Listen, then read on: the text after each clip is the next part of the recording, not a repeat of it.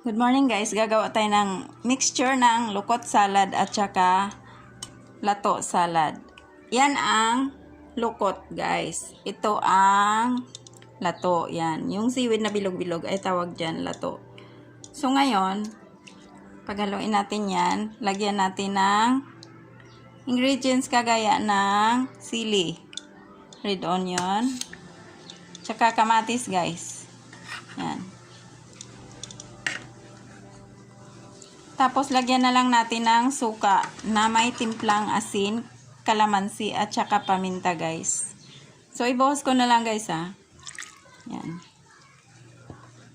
Tapos, mix na lang natin. Yan. Dagdagan pa natin. Yan.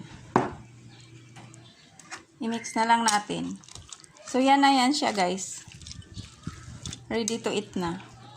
Sa Iloilo guys, pag gumawa sila ng ganito, kasi nakapunta ako isang beses, hinahaluan nila ng kinilaw na isda. Yung isda na na-blanch na rin, at saka na-marinate na sa suka. Hinahalo na lang nila dyan, at saka yung cucumber salad.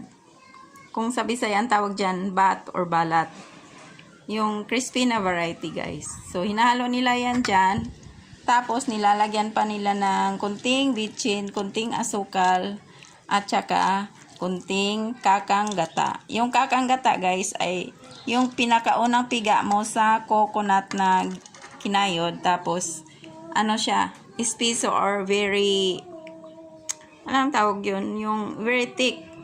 So, yun, paghaluin mo yun siya guys. Ang sarap nun pag ginawa nyo. Thank you so much guys for watching.